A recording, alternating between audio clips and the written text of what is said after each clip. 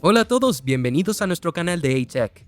Hoy vamos a descubrir la verdad sobre los impuestos del carbono. Proporcionan un incentivo financiero para reducir las emisiones. Así que los emisores de gases de efecto invernadero se pasarán a alternativas de baja emisión de carbono si les cuesta menos que el impuesto. Antes de empezar, te invitamos a suscribirte a nuestro canal. Y si tienes alguna sugerencia sobre lo que deberíamos cubrir, puedes dejar un comentario después de este video.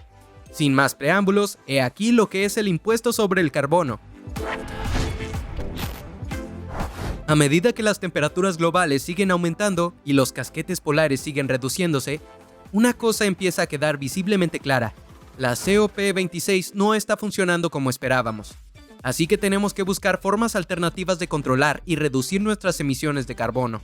Aquí es donde entra el impuesto sobre el carbono. La idea de un impuesto sobre el carbono se planteó por primera vez en 1997, en la COP3 que dio lugar al Protocolo de Kioto. Y la idea de introducir un impuesto sobre el carbono resurge regularmente en las cumbres internacionales sobre el clima. El impuesto de carbono ya se aplica en unos 50 países de todo el mundo. Se aplica a las empresas que producen dióxido de carbono, CO2, con sus actividades. Se utiliza como incentivo para reducir el uso de combustibles intensivos en carbono en toda la economía y para proteger el medio ambiente de los efectos nocivos de las emisiones excesivas del dióxido de carbono. Por ejemplo, todos los combustibles fósiles como el carbón, el petróleo y el gas natural contienen carbono, que se libera en forma de dióxido de carbono cuando estos combustibles se queman. El dióxido de carbono liberado actúa como gas de efecto invernadero. Impide que la radiación infrarroja generada por la luz del sol que calienta la Tierra se escape efectivamente al espacio, creando un efecto de trampa de calor. Con el tiempo, la acumulación de gases de efecto invernadero en la atmósfera contribuye al cambio climático y provoca daños irreversibles al medio ambiente. Además, el impuesto sobre el carbono funciona según el principio económico de las externalidades. Cuando una empresa genera contaminación a través de las emisiones de dióxido de carbono, se dice que produce una externalidad negativa, un coste para la sociedad por el daño que causa al medio ambiente. Un impuesto sobre el carbono es entonces una forma de internalizar este coste.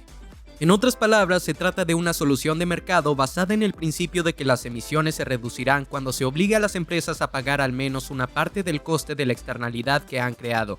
Además, un impuesto de este tipo tiene el potencial de animar a las empresas a invertir en energías renovables, respetuosas con el medio ambiente y a reducir la dependencia de toda la economía de los combustibles fósiles.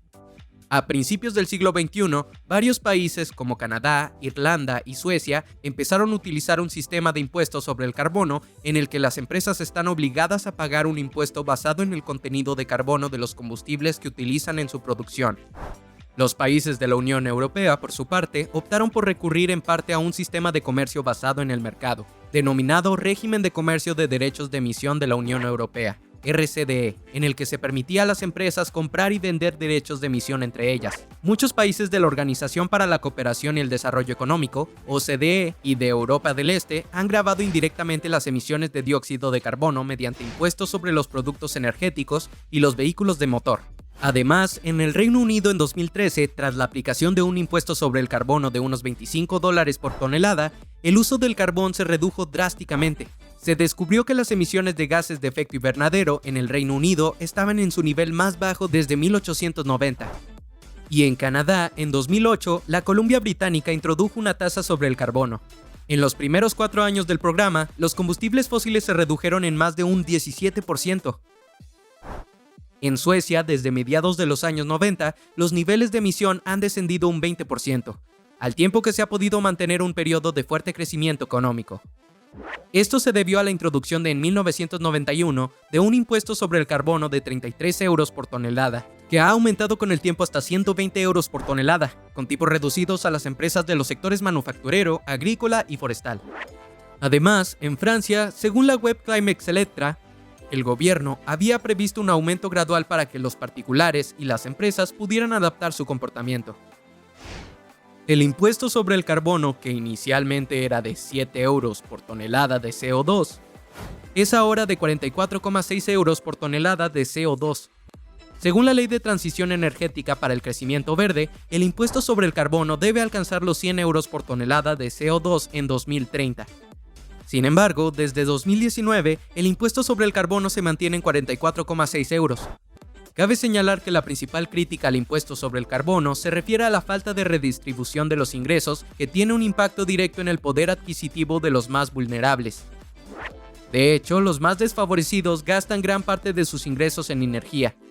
Para el 10% de los hogares más pobres, el impuesto sobre el carbono representa el 1% de sus ingresos, es decir, una media de 110 euros, mientras que para el 10% más rico, el impuesto sobre el carbono representa el 0,2% de sus ingresos, una media de 203 euros.